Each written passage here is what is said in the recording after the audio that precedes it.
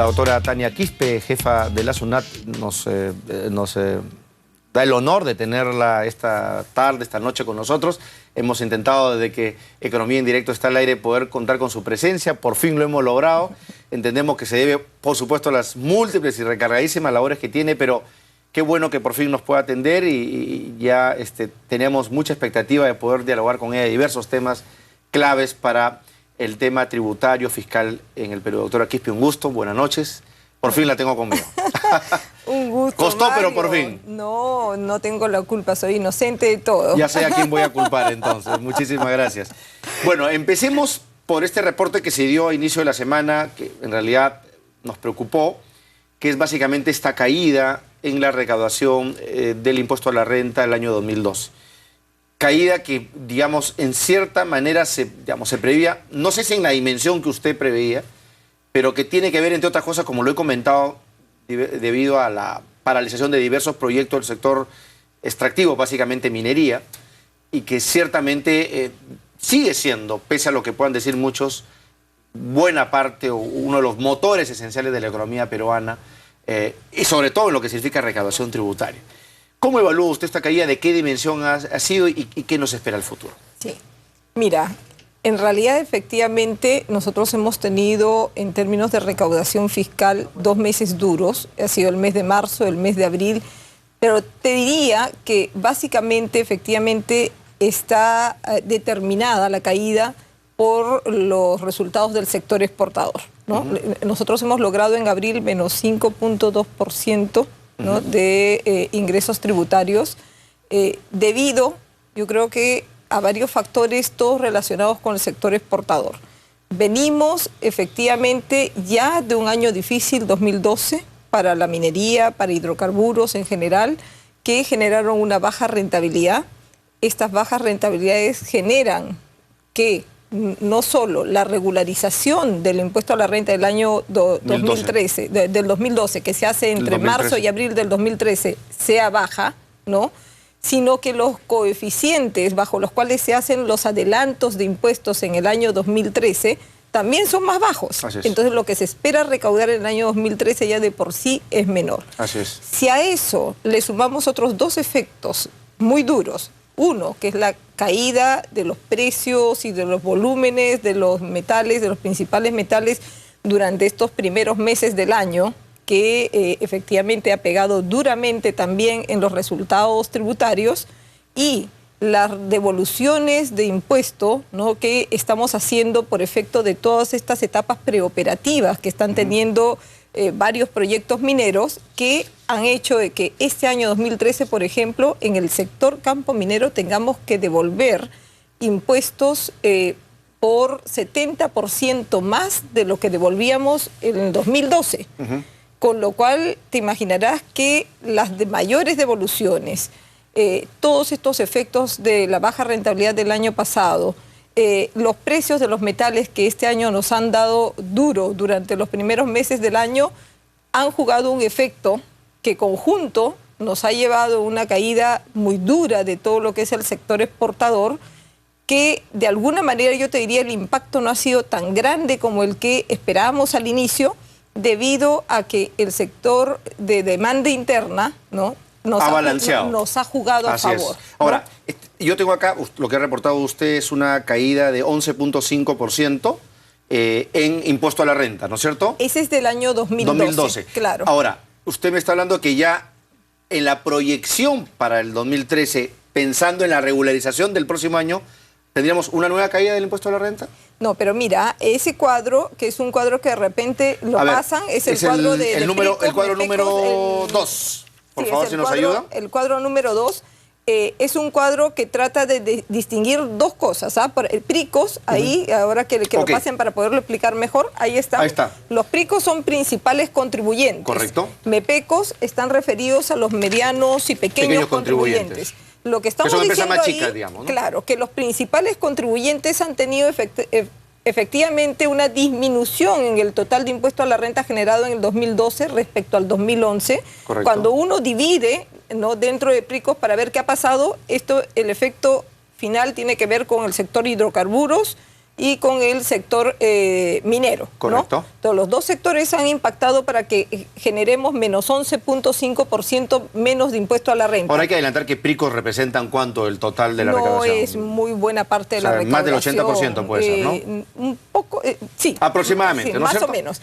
Mientras que medianos y pequeños, y esto es bien importante resaltar, ha crecido en 20% del 2012 al 2013 en recaudación. Esto de acá, este impacto fuerte que está teniendo medianos y pequeños tiene que ver mucho con esta idea que tenemos y que creo que todos la avalan y todos estamos de acuerdo en que tenemos que incrementar la base tributaria. Ahora, doctora, si nosotros tratáramos, obviamente estamos especulando, de proyectar estos dos cuadritos a la regularización del 2014, ¿cuál es la fotografía que nos puede plantear? Yo creo que el 2014 se dibuja mejor que el 2013, precisamente porque estamos diciendo que este año tenemos coeficientes bajos, ¿no? Entonces los adelantos de impuestos del 2013 van a ser menores, con lo cual el mayor impacto, digamos así, del pago de impuestos lo vamos a tener en la regularización del año 2014. O sea, en marzo, abril de Entonces, 2014. Deberíamos estar viendo un efecto al revés, de ¿no? rebote estadístico, diríamos. Exactamente, en estos 2 meses del año en el 2014. Y en principio, si tenemos también el hecho de que hay muchos proyectos preoperativos, como Chinalco, se espera que en el 2014 ya empiece a generar rentabilidad, entonces deberíamos tener un año que de por sí ya viene con un efecto, digamos así, más alentador de parte del sector minero. Pero no mentimos si decimos que buena parte de esa recuperación va a depender en buena cuenta de la viabilidad y la operatividad de estos proyectos mineros que aún están en etapa inicial. ¿No es así? O que no se detengan, por lo menos. Es verdad, los proyectos mineros no se pueden detener porque las proyecciones de recaudación de impuestos 2014, 2015 y siguientes efectivamente prevén buenos resultados a partir de los resultados que estas empresas mineras van a dar. Se espera que den. Si estos proyectos se paralizan, nuestra situación tendría que ser diferente. Sí, mucho, ¿no? Se complica. Ahora, hemos dicho que si bien hemos caído en el tema de impuesto a la renta por la menor rentabilidad y por la explicación del mercado externo, también es cierto que hemos tenido una mejor performance a nivel de recaudación general, ¿no es cierto? Usted hablaba de los MEPECOS, pero ahí hay otros factores que quizás usted debería apuntar, porque finalmente la recaudación, digamos, como cifra agregada, se ha incrementado. ¿Cuál es esa otra compensación que ha recibido el país en cuanto a recaudación tributaria? Ya, básicamente el tema es que la demanda interna está creciendo todavía muy fuerte. Nos ha ayudado a recuperar la baja que hemos tenido en el sector minero. Ahora, esto en términos de impuestos cuesta más, digamos así, mirarlo en resultado, porque por un lado tú tienes un sector minero que está concentrado en pocas empresas que generan alta rentabilidad y por consecuencia ellas generan un buen aporte a la recaudación de los impuestos generales del Estado, mientras que en el otro lado demanda interna tiene sector manufactura, sector servicios, comercio, donde hay un número de contribuyentes atomizado. Construcción, estás hablando de sectores atomizados donde hay niveles de evasión muy fuertes en varios de ellos. Por consiguiente, la caída de este sector, para que sea compensada con el crecimiento de necesita mucho esfuerzo de control y fiscalización. ¿Y ahí es donde entran ustedes? Para ir disminuyendo todas esas brechas de evasión. Ahí es donde entramos, para que esto se nivele, pueda compensar. Y ahí está la pregunta, ¿qué va a hacer la SUNAT? Porque ahí tienen una enorme tarea. Ahí tenemos efectivamente una enorme tarea y la idea acá es trabajar a través de la reducción de todas las brechas que hemos detectado, ¿no? Por ejemplo, yo diría que son 4 brechas.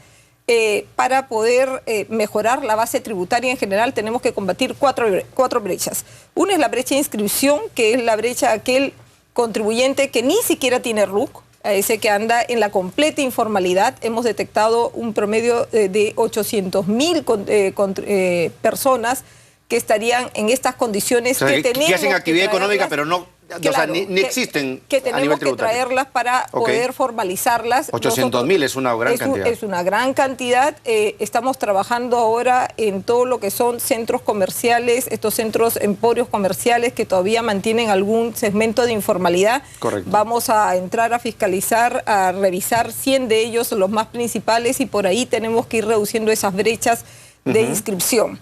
La otra brecha es la brecha de declaración. Es aquel que ya está inscrito, pero no declara. No tenemos reporte de su actividad económica. Entonces, y que está en falta, por tanto, y que está en falta. ¿No? A ellos es un promedio de 42.000 contribuyentes, más o menos, van a ser revisados el 100% a través de, primero, cartas inductivas para ver qué cosa pasó, o si no, procesos de fiscalización a los que creemos de mayor nivel de riesgo. Luego de la brecha de declaración está la brecha de veracidad, aquel que declara, pero no declara todo.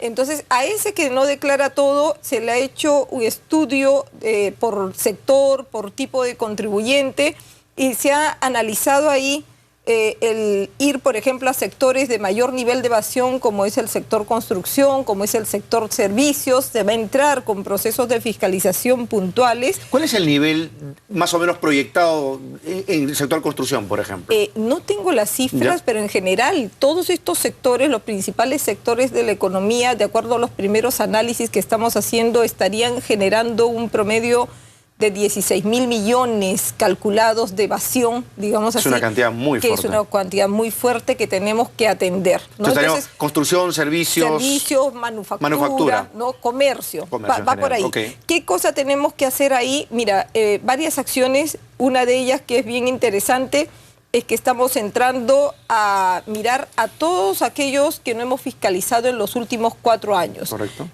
Son más o menos un promedio de 70.000 empresas entre principales y medianos contribuyentes de que no hemos tocado en estos últimos 4 años, con quienes ya empezamos a hacer procesos de fiscalización, ¿no? Entonces, con esto la idea es cada vez abordar un número más grande de empresas, sobre todo en sectores donde antes no íbamos. Correcto. Lo que yo decía al inicio, cuando recién llegué a la administración tributaria, decía, es increíble, pero teníamos, dadas nuestras capacidades, que a los medianos contribuyentes los visitamos una vez cada 10 años en promedio. Hoy por hoy estamos cerrando ya eso y visitando uno cada 3 o 4 años, con lo cual la brecha, digamos así, de control se ha reducido fuertemente. Y hay un cuarto elemento, me dijo usted. Y hay un cuarto elemento que es la brecha de pago.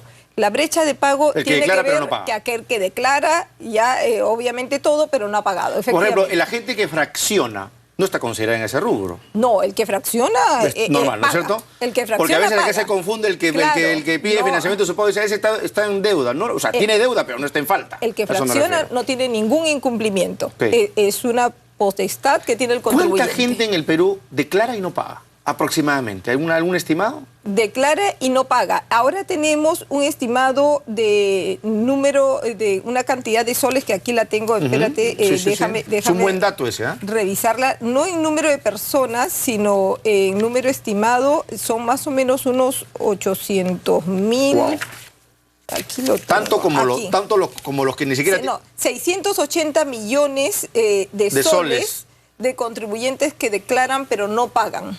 O sea que tenemos que hacer entre alguna picos, gestión mepecos entre y todo.